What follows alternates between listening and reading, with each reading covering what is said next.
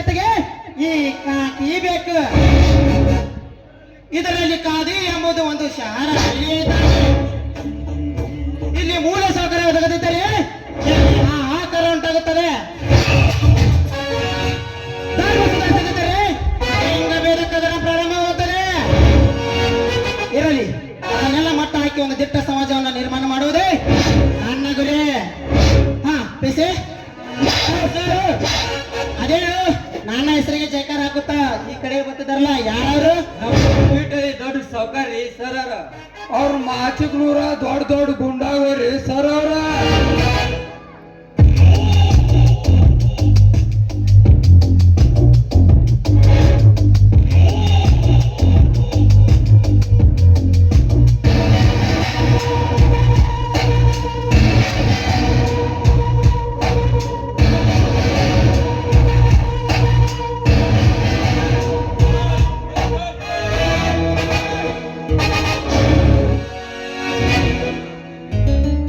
ನಮಸ್ಕಾರ ಮಾಡ್ತೀವ್ರಿ ಪ್ರದೇಶ್ ಸಾಹೇಬರಿಗೆ.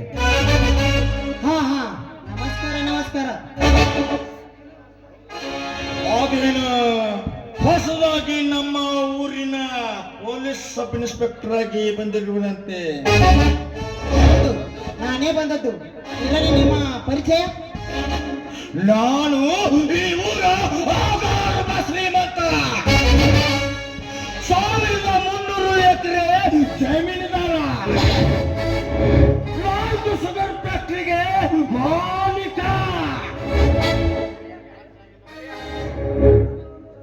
ನಾನವನ ರಕ್ಷಣೆದಾರ ಅಷ್ಟೇ ಅಲ್ಲ, ಅವನ ಅನೇಕ ಬಿಸಿನೆಸ್ ಬ್ಯಾಂಕ್ ವ್ಯವಹಾರಗಳನ್ನು ನೋಡಿಕೊಳ್ಳುತ್ತಿರುವ ಪ್ರಮುಖ ಮುಖಂಡ ಕರಿಯ ಅಂತ. ನಮ್ಮ ಗೌಡ ಸಮೋಸ ಎಮಡಿ ಅಂತ. ಓಹೋ, ನೀವೆಲ್ಲ ತುಂಬಾ ಬಹಳ ಬುದ್ಧಿವಂತರಂತೆ ಕಾಣ್ತಿದ್ದೀರಲ್ಲ. ಇರ್ಲಿ ಇರ್ಲಿ.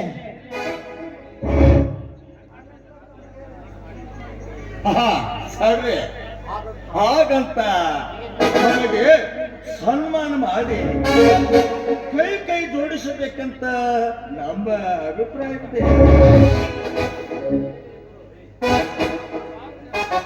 ಸಂಕೋಚಿತವಾಗಿ ನಮ್ಮೊಂದಿಗೆ ಮಾತಾಡಿಬಿಡಿ. ಈ ಸನ್ಮಾನ ಹಾರ ಇವೆಲ್ಲ ಇಷ್ಟವಿಲ್ಲ.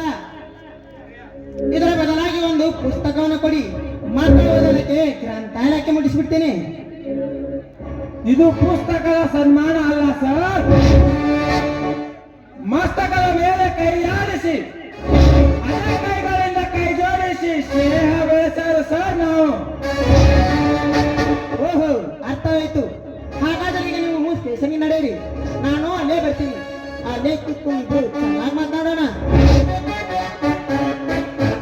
ಅಲ್ಲ ಸರ್, ಅದೇ ಸ್ಟೇಷನ್ ಹಿಂದೆ ನನ್ನ ಕ್ಲಬ್ ಹೌಸ್ ಇದೆ.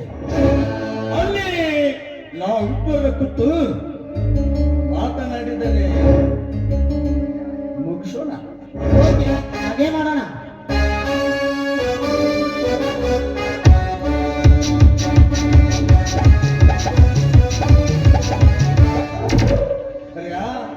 ಕಾಳಿಂಗ, ಈಗ ನಮ್ಮ ಕೈ ಮಿಡಿಕಿತ್ತು.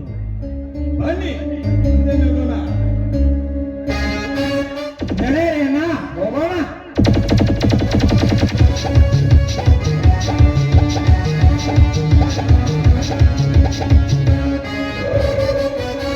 ಹಾ ಪಿಸೆ. Yes sir. ಈ ತ್ರಿಮೂರ್ತಿಗಳು ಬ್ರಹ್ಮ ವಿಷ್ಣು ಮಹೇಶ್ವರ ಸರ್, ನೀವು ಅಷ್ಟು ಹುಷಾರಾಗಿರಿ.